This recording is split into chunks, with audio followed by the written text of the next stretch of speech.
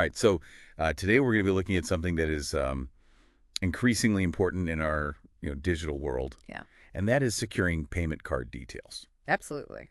You've provided us with the Payment Card Industry Data Security Standard Requirements and Testing Procedures V4 4.0.1. Right. It's a pretty hefty document, It is. and so our mission today is to kind of extract the golden nuggets of knowledge from this document, the stuff that you really need to know Yeah, to keep those cardholder data fortresses impenetrable.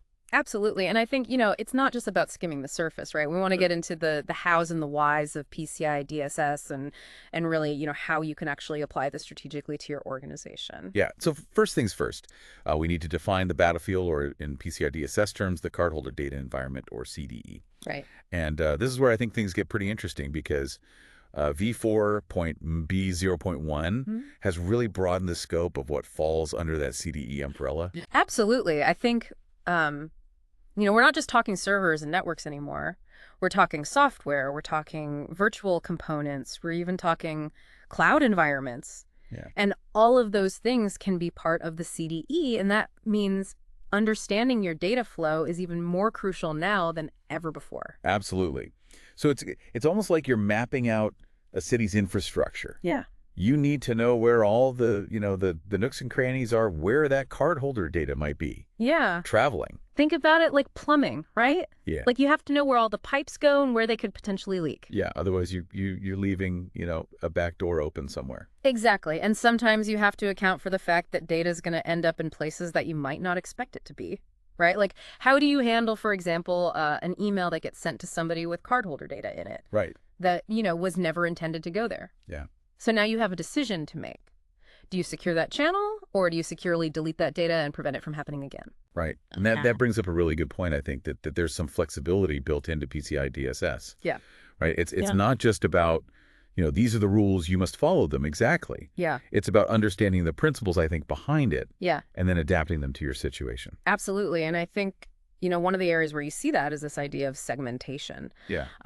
It's not mandatory, but it can be a real game changer if you can do it effectively. Yeah. And the idea there is basically like you're building a fortified wall around, your most sensitive data so that if something does happen, Okay. you're limiting that blast radius. So strategically isolating the CDE, almost like a vault within a vault. Exactly. I like that. Yeah. Now, I've heard some security folks say that, It might seem daunting at first, but in the long run, segmentation can really simplify your compliance efforts and significantly reduce your risk profile. it makes sense. It's kind of like the old saying, an ounce of prevention is worth a pound of cure. Absolutely.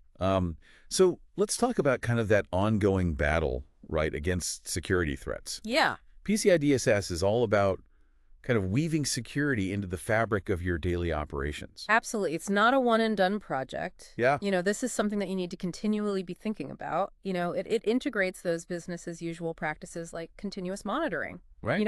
Regularly reviewing the technology that you have and making sure it still meets your needs. Right. Speaking of reviewing technology and kind of keeping things up to date, I know a lot of organizations struggle with that. It's easy to let things slide. Yeah. But PCI DSS is pretty clear on this, isn't it? It is. Yeah, they highlight the fact that, at least every 12 months, you need to be reviewing your hardware and your software, making sure that it's still supported by the vendor, that it still meets your security needs. Right. And if it doesn't, you need a remediation plan to address that. So no clinging to those outdated systems. No, absolutely not. And what about assessors? I know they use sampling techniques to kind of evaluate compliance, but is it really as random as it seems? No, not at all. Okay. The assessors are going to be looking at the complexity of your environment, Yeah. how consistent your processes are, even the level of automation that you have in place, Right. because they want to make sure they get a representative sample that's going to give them a reliable picture of your overall compliance. So it's a targeted approach, not just a random grab bag. Right. And another thing that I know often causes confusion is this concept of compensating controls. Yeah. Can you shed some light on what that's all about? Sure. So sometimes, due to, maybe technical limitations or business constraints, you might not be able to meet a specific requirement exactly as it's written. And that's where compensating controls come in. They're basically alternative measures that you put in place Yeah. that effectively mitigate the risk associated with not meeting that original requirement. So it's like finding a different path to the same destination. Security, but it's not just a free pass. True. You need to be able to document those controls thoroughly. Yeah. Review them regularly and really demonstrate to the assessor that they're effective. Right. It's about showing that you've thought this through. Yeah. That you're taking security seriously, even if you're taking a slightly different route. Exactly. Okay. And that brings us to a point I think that often gets overlooked, and that is protecting information about your security posture itself. Right. It's like having the secret recipe, for your security sauce. You don't want just anyone to get their hands on that. Exactly. We're talking about things like, network diagrams, security policies, even your cryptography methods. This information is valuable to attackers. And so it needs to be treated with the same level of care that you would give to cardholder data. It's all about layers. Yeah. Right? Protecting the data, protecting the systems, and even protecting the information about how you're protecting everything. Exactly right.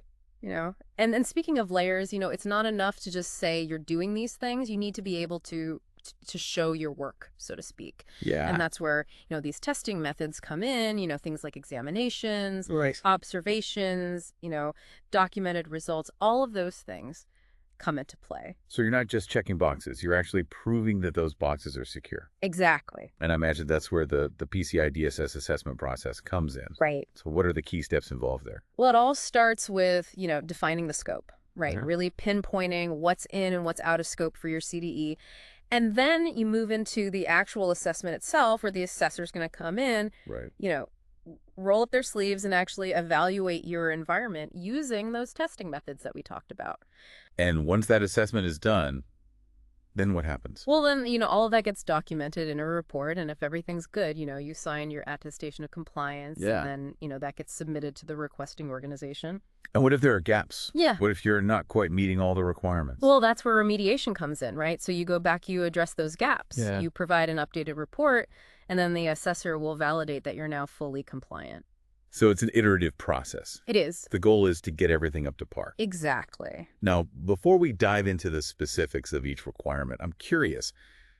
PCI-DSS doesn't exist in a vacuum. Right. There are other resources and standards out there that can help organizations kind of build that robust security posture. Absolutely. PCI-DSS encourages you to leverage, a whole wealth of resources out there. Yeah. They mention standards from organizations like AMSI, CIS, NIST, OWASPA. Yeah, and let's not forget the PCI-SSC website itself. It's a treasure trove of information. Right. You're never truly alone on your PCI-DSS journey. Yeah. You've got tons of resources out there to help you. FAQs, training resources, lists of approved vendors and solutions. It's like a one-stop shop for all things PCI-DSS. Right. Okay, so are you ready to tackle some of these key PCI-DSS requirements? I think so. Let's do it. All right, let's start with the first line of defense. Okay. Requirement 1, installing and maintaining network security controls. Okay. This is all about securing the perimeter, right? It is. And, those network diagrams and data flow diagrams that we were talking about earlier, Right. those are crucial here. They really help you to understand the scope of your CDE and identify all those entry and exit points. Yeah, and the document's pretty strict about controlling traffic to and from the CDE. Right. Only what's absolutely necessary should be allowed through no exceptions. It's like having a really strict bouncer at the door. Yeah, only the VIPs get in. Exactly. And even then, you've got to watch them very carefully. Right. And what about information about your internal network? So things like, IP addresses, routing details. Yeah, that needs to be protected too. Okay. The document stresses the importance of limiting disclosure of this information Right. to authorized parties only. Okay. And what about employee devices connecting to the CDE? I imagine there's some specific guidelines around that. Oh, absolutely. Yeah. Even if it's your own team accessing that data, you still need to have those strict security controls in place. Yeah. And monitor for any unauthorized changes. Trust but verify. Exactly. Okay. Moving on to requirement 2, protecting systems and cardholder data. Mm-hmm. This feels like it's all about laying a strong foundation for your security posture. That's a great way to put it. Yeah, it all starts with having solid system configuration standards. Yeah. These are your blueprints for secure system setup. Right. And these need to be kept updated. You need to be diligently applying them to new systems, and they need to address known vulnerabilities. So it's not just about having a blueprint. It's about actively using it Right. and making sure it reflects the latest security best practices. Absolutely. Now, the document also talks about the importance of isolating primary functions that have different security needs. Yeah. Why is that so important? Well, think of your systems as different rooms in a house. Okay. Right? And each room might have different security requirements. Right. You wouldn't want the same level of security for your, bedroom as you would for your safe, right? Makes sense. So that isolation ensures that each function gets the appropriate level of protection. Okay. And how does this apply to wireless networks connecting to the CDE? Any specific recommendations there? Absolutely. The document stresses the importance of, changing all those vendor defaults at installation or confirming their security. Okay. You can't just rely on those out-of-the-box settings. Right. Because they're often designed for ease of use, not security. So it's about hardening those wireless connections. Right. Making sure they're not an easy entry point. Absolutely. Now, before we move on to data protection, I'm curious, what are your thoughts on managing those pesky daemons? Oh, yeah. Daemons, those background processes that can sometimes pose a security risk. Right. Yeah. PCI-DSS is pretty clear on this, disable or remove any unnecessary daemons. Okay. And secure the rest. It's all about, minimizing your attack surface. Yeah. Eliminating any potential weak points that attackers could exploit. All right, now let's get into the heart of PCI DSS Requirement 3, protecting stored cardholder data.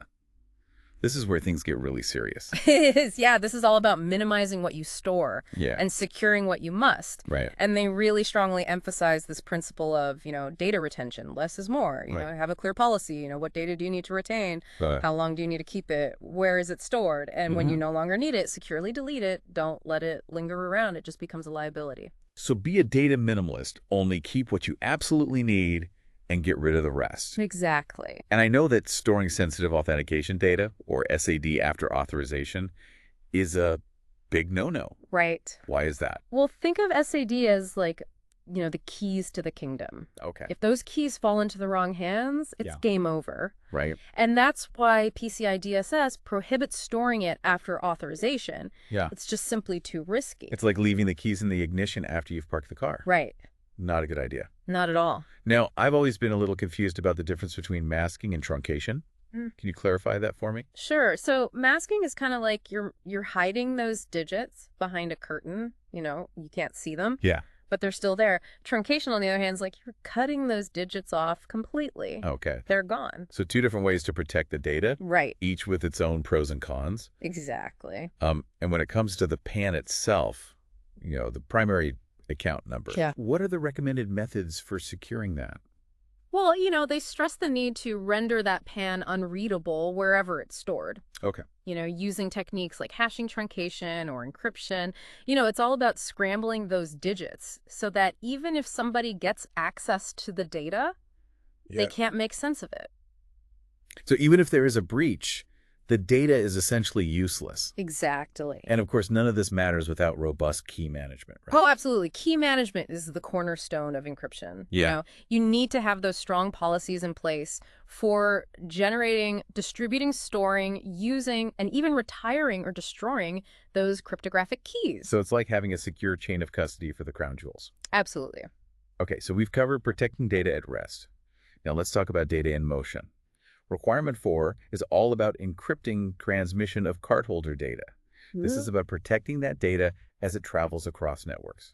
Exactly. And when that data is traversing public networks, strong cryptography is non-negotiable. You can either encrypt the data itself, the session, or ideally both. Right. So it's like putting that sensitive data in an armored car with multiple locks. Exactly. I know that PCI DSS recommends encrypting the PAN even on internal networks. Yeah. Why is that? Well, internal networks might seem more secure, right, but they're not immune to threats. Yeah. You could have malicious insiders, compromised devices, even accidental data leaks. It's about minimizing risk wherever possible. So those layers of protection, again, even if one layer fails, you've got others in place to catch the fall. Exactly. And that kind of brings us into the ever-evolving world of malware and requirement 5, Yeah. protecting against malware. Yeah, this is a constant battle, isn't It it? really is, yeah, with new threats emerging all the time. You Okay. know, you need to have a really robust defense strategy that can adapt and evolve.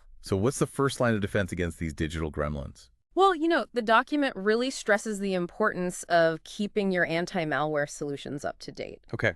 You know, those updates are crucial for combating the latest threats. Right. And it's not just about reactive measures either. Yeah? You know, think about solutions that focus on behavior and anomaly detection. Okay. You know, those can really help you to catch those zero-day attacks Right. that are exploiting previously unknown vulnerabilities. So it's like having a security guard who's not just, relying on a list of known troublemakers, that can actually spot suspicious behavior. Right. Pattern recognition. Yeah, exactly. Okay. And speaking of sneaky tactics, let's talk about phishing attacks. Yeah. Those are always a concern. Yes, they are. And PCI-DSS encourages a multi-layered approach here. Oh, You know, implementing technical controls like DIA, RC, SBF, DKIM right. to prevent email spoofing. Yeah. You know, using technology to block those phishing emails before they reach your users. Right. Training your personnel to spot those malicious emails. Yeah. And consider applying these protections across your entire organization. So it's a combination of technology and education, building those defenses, and then empowering your users to be vigilant as well. Exactly. Okay, now let's shift gears a little bit to requirement 6, developing and maintaining secure systems and applications. Okay. This feels like it's all about baking security into the very DNA of your technology. It is, and it all starts with patching. Yeah. You know, making sure that you're installing those security patches and updates promptly Right. to protect against known vulnerabilities. And don't forget to prioritize those critical ones, Absolutely. the ones that need immediate attention. Those are the ones that'll keep you up at night. Yeah, early patch often. Exactly. For organizations that develop their own software, what are some of the key considerations there for building secure applications? Well, security needs to be baked into that software development lifecycle from the very beginning. Okay. You know, think about secure coding practices. Yeah. Threat modeling. Right. Thorough code reviews. You know, don't try to bolt on security as an afterthought. Right. It's much more effective to build it in from the ground up. So shift security left, make it an integral part of the development process, not just a final checkpoint. Exactly. And public-facing web applications, obviously, those are prime targets. Yeah. For attackers, Mm-hmm. what are the key recommendations there for securing those? Well, you know, regular vulnerability assessments are a must. Okay. And, you know, consider using a web application firewall or WARAF Yeah. for continuous protection. Okay. You know, it's like having a shield that's constantly deflecting those attacks Right. before they can reach your application. And of course, change management is crucial. Oh, absolutely. Any changes to your systems need to be carefully documented, assessed for impact, authorized, and then thoroughly tested. Yep. You got to have that system of checks and balances in place. Yeah, to prevent those changes from introducing new vulnerabilities. Exactly. You know, even seemingly small changes Right. can have a ripple effect on your security posture. Yeah. Yeah. So it's important to have that robust change management process in place. Absolutely. One last thing before we move on to the next requirement, I wanted to touch on pre-production environments. Okay. These are also overlooked when it comes to security. Yeah, they are. But the document does have some specific guidance for them. It does. You know, they stress the importance of keeping those pre-production environments separate from production with those strong access controls in place. Okay. And that's really to prevent, you know, vulnerabilities in those testing and development environments from leaking into your live systems. So it's about containing those potential risks Right. and making sure they don't impact your critical operation. Exactly. All right, so now let's dive into requirement 7. Restricting access to cardholder data. This is all about the need-to-know principle, right? It is, and it all starts with those access control models, Okay. you know, that define those roles and resources and activities within your organization. Right. It's kind of like your rule book for who can access what and what they can do with it. Okay, and the document highlights the importance of scrutinizing privileged user access. Oh, absolutely. These are the folks with the keys to the kingdom, so to speak. Right. So their access needs to be carefully justified and authorized. No rubber stamping privileges here. Right. You know, the document stresses that need for documented business justification and management approval for all privileged access. And what about regular reviews of accounts and privileges? How often should those be conducted? Well, they recommend reviewing all accounts and privileges regularly, Okay. making sure that access is appropriate based on current job functions, Right. and that you're promptly revoking access upon termination. Okay, so no lingering privileges for former employees. Absolutely not. Now, the document also recommends setting your access control systems to deny all by default. Right. Can you explain why that's considered a best practice? Well, it's generally considered a more secure approach Yeah. because you're starting from a position of restriction. Right. Instead of allowing access and then trying to lock things down, you start with everything locked down Okay. and only grant access when it's absolutely necessary and justified. So it's like having a closed door policy rather than an open door policy. Exactly. Okay, so it's a more proactive and secure approach to access control. Right. Now let's move on to requirement 8. Identifying and authenticating all users seems pretty straightforward. But are there any nuances here that we should be aware of? I think there are. For starters, the document cautions against using shared authentication credentials. Oh. Those should only be used sparingly when absolutely necessary. Yeah. And they should be managed very tightly. And why is that? What's the problem with shared credentials? Well, it comes down to accountability. Okay. If multiple people are using the same credentials, Right. it becomes impossible to determine who did what. Yeah, it's like having a single key that unlocks multiple doors. Exactly. You lose track of who went where. Right. So individual accountability is key. And what about third-party remote access? I imagine that requires some extra scrutiny as well. It does. The document emphasizes the need for strict control over third-party remote access. Okay. Enable it only when needed, Right. monitor for any unusual activity, and document everything. Okay. So it's like having a security camera on that remote access session. Exactly. You want to know who's coming and going and what they're doing. Absolutely. What about unattended workstations? Those can be a security risk as well. The document recommends implementing timeouts and reauthentication Okay. to prevent unauthorized access. Think about things like screensavers that lock the computer after a period of inactivity. Right. Or automatic log-offs. Okay, so it's about preventing someone from just walking up to an unattended computer Right. and gaining access to sensitive information. Exactly. Now, strong authentication is obviously critical, Yeah. but the document goes a step further and really emphasizes the importance of educating your users absolutely. about authentication best practices. Right. Provide them with guidance on selecting strong authentication factors. Yeah. Good password hygiene and how to report any suspected security incidents. So it's about empowering those users to be active participants Right. in your security strategy. Absolutely. And when it comes to securing access to the CDE, multi-factor authentication, or MFA, is the gold standard. It is. And it's important to note that, we're not just talking about two passwords. Okay. You need different types of authentication factors. And Something you have, Right. something you are. Right. That combination makes it much harder for attackers to compromise accounts. Okay, so we've covered access control and authentication. Now let's move on to the physical world. Okay.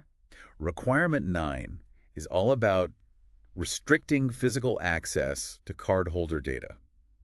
This seems like it's all about, good old-fashioned locks and keys. It is, but there's more to it than that. Yeah. PCI-DSS requires you to take a layered approach Okay. to physical security. It starts with controlling entry into facilities and systems that house cardholder data. Yeah. Think badge readers, Right. security cameras, Right. visitor logs, Okay. anything that helps you track who's coming and going. And it mentions the importance of tracking everyone who enters and exits sensitive areas. Exactly. It's like having a digital breadcrumb trail Yeah, that shows who was where and when. exactly. And even seemingly small things like network jacks Right. need protection. They do, disable unused ones, Yeah. especially in public areas, What? or implement strict escort policies for visitors. So it's about minimizing those potential entry points Yes. for unauthorized access. Exactly. And what about media containing cardholder data? Any specific recommendations for how that should be handled? Yes, the document stresses the need for secure storage. Okay. Using things like locked containers, Yeah. off-site facilities, or secure destruction processes. Okay. Yeah. You need to protect that data throughout its life cycle, even when it's stored offline. And another area that often gets overlooked is point of interaction, or POI devices. Yeah. Those are prime targets for tampering. The document stresses the importance of maintaining a device list, Okay. inspecting them regularly for signs of tampering, Wow. and training your personnel to be vigilant. So Think skimmers attached to card readers or other malicious devices designed to capture that cardholder data. Right. It's about being aware of those threats and taking steps to mitigate them. Exactly. All right, we've covered physical security now. Let's dive into the world of logs and monitoring. Okay. Requirement 10, tracking and monitoring all access to network resources and cardholder data.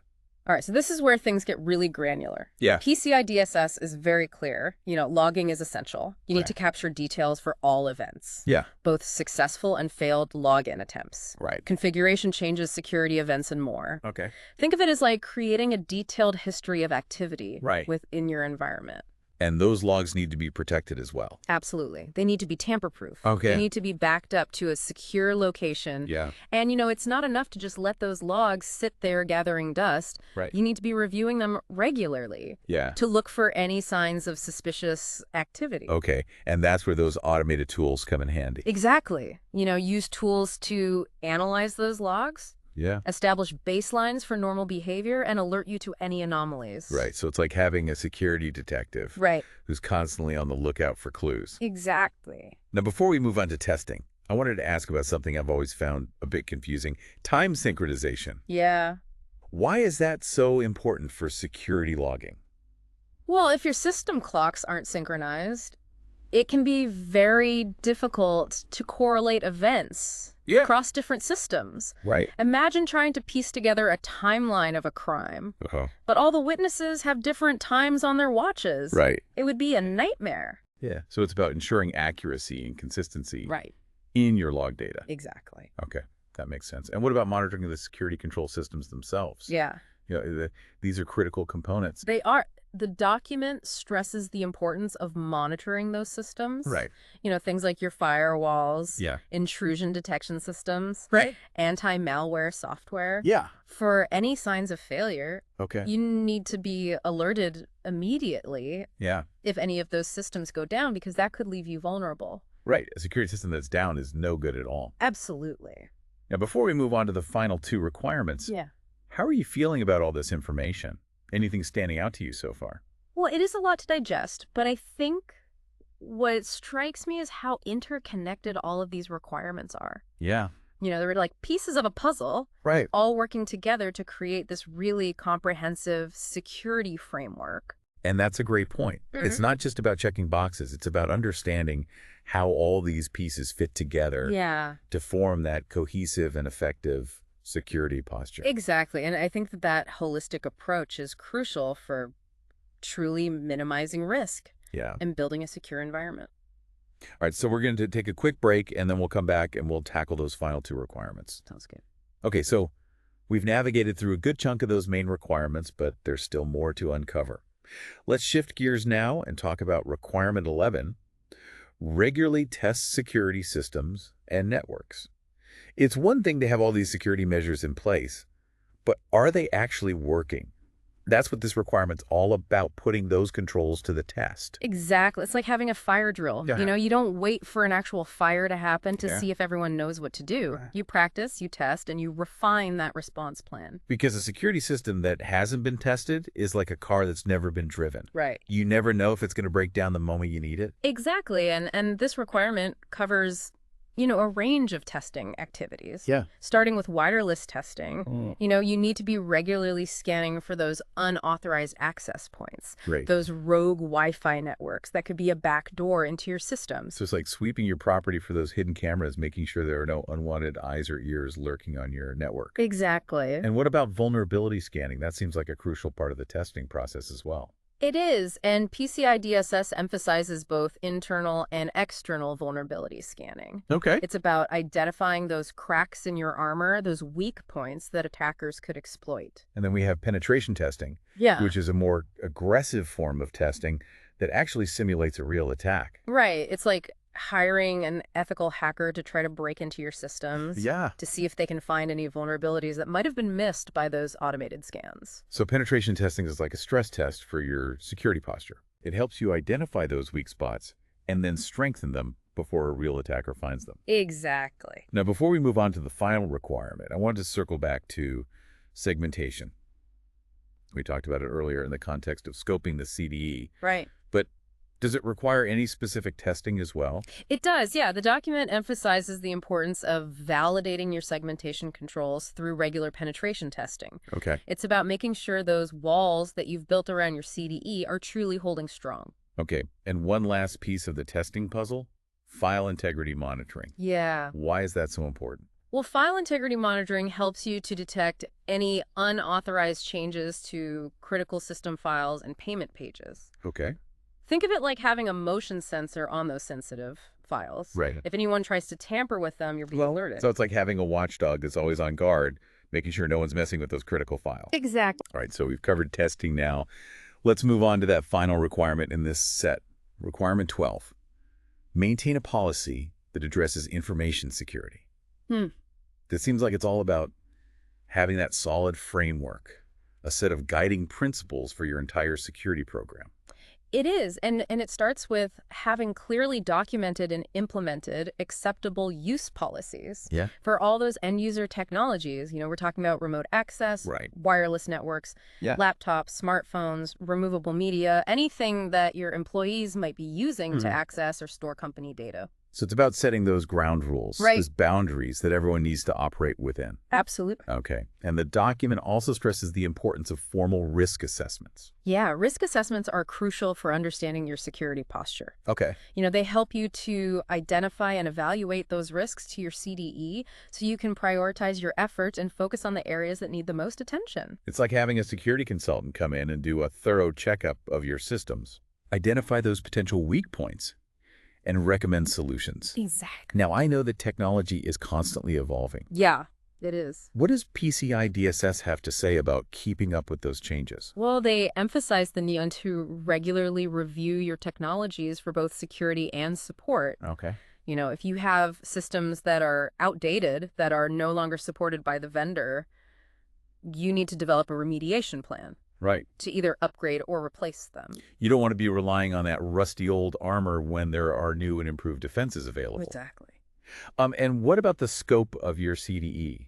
Yeah. Is that a one-time definition, or does that need to be revisited periodically? No, scope validation is an ongoing process. Okay. The document recommends reviewing your scope at least annually. Okay. And after any significant changes to your environment. So it's like adjusting your security perimeter as your business grows and changes. Exactly.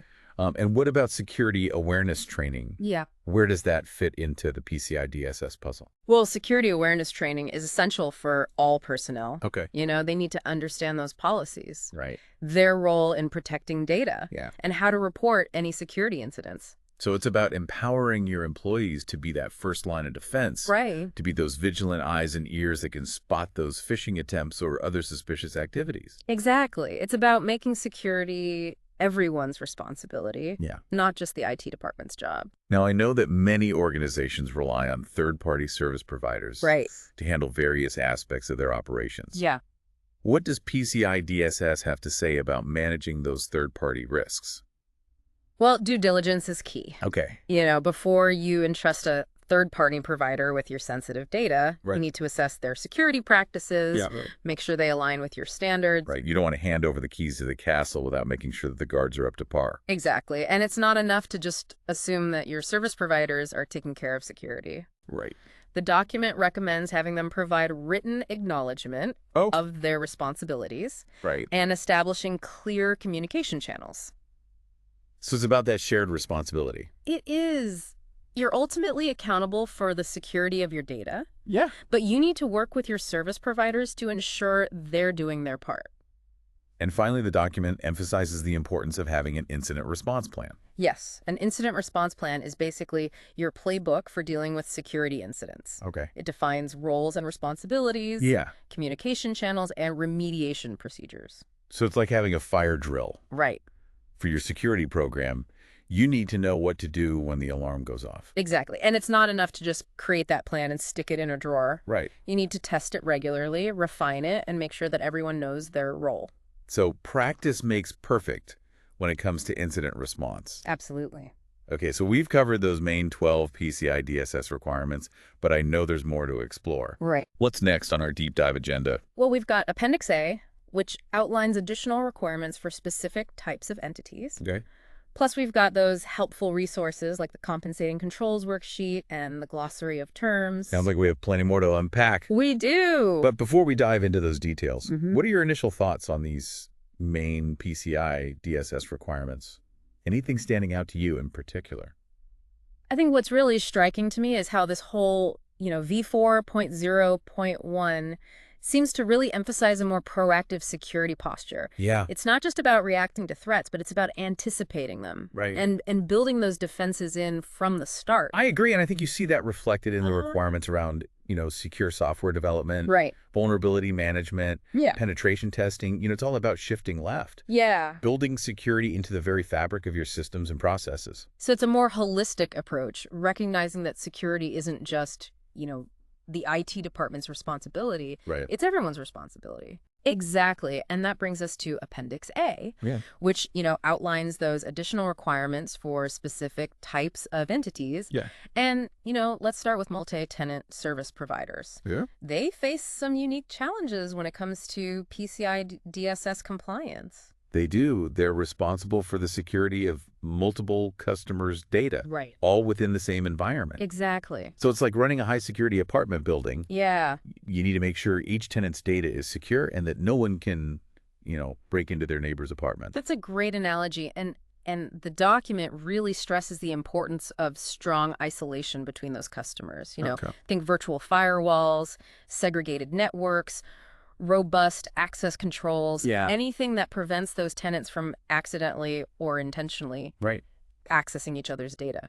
Because a security breach in one tenant's environment could potentially impact other tenants. Absolutely. It's a domino effect that you definitely want to avoid. And what's interesting is the document highlights the shared responsibility aspect as well. Okay. It encourages those multi-tenant service providers to work closely with their customers, Right. providing them with the tools and support they need to manage their own security within that shared environment. So it's a partnership. Everyone needs to be on board with security. Exactly. Now, Appendix A also addresses entities using SSL, or early TLS, Right. for card-present POI terminal connections. Yeah.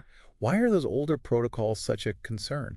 Well, SSL and early TLS have known vulnerabilities. Right. It's like using an outdated lock on your door. It might have worked in the past, Yeah. but it's not secure enough for today's sophisticated attacks. So it's a ticking time bomb, really. It is. And the document really strongly encourages entities to migrate to stronger protocols, Right. like TLS 1.2 or later, as soon as possible. Absolutely. Don't wait for a breach to happen. Yeah. Be proactive and upgrade those protocols now. Okay. Appendix A also mentions something called designated entities. Supplemental validation? Right. DESV. DESV. What's that all about? So DESV involves specific processes for certain types of entities Right. that have unique security needs. Right. It's a more tailored approach to validation, recognizing that not all entities face the same risks Yeah. or have the same resources. It's about acknowledging that one size doesn't fit all when it comes to PCI DSS compliance. Exactly.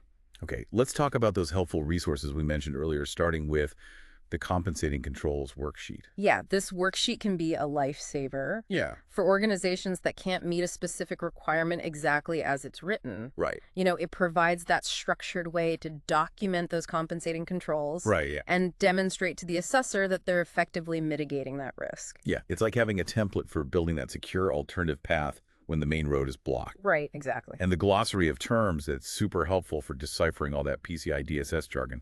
It defines all those key terms and acronyms. Yeah. So you don't have to spend hours Googling everything. Okay, so we've covered a lot of ground here, but what really jumps out at you as particularly noteworthy in all this? What's resonating with you? Well, I think the emphasis on ongoing monitoring and review is really important. Yeah. It's not enough to just implement those security controls and then forget about them. Right. You need to continuously monitor those controls, Yeah. review your policies and procedures, Right. adapt to the changing threat landscape. It's a marathon, not a sprint. Exactly. Security is an ongoing journey, not a destination. Yeah, and another thing that stands out to me is just the flexibility that PCI DSS offers. Yeah? It's a framework. It's not a rigid set of rules. Right. It allows you to tailor your approach to your specific environment and your risk profile.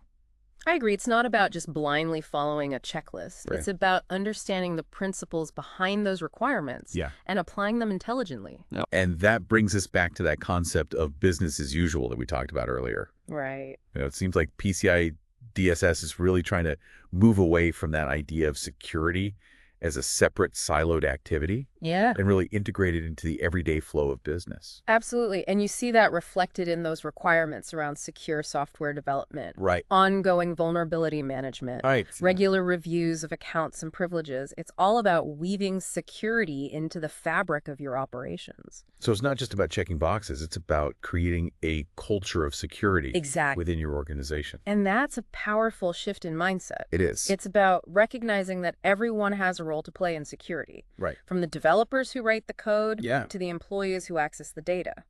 So as we wrap up this deep dive, I'd like to leave our listeners with a final thought. Mm.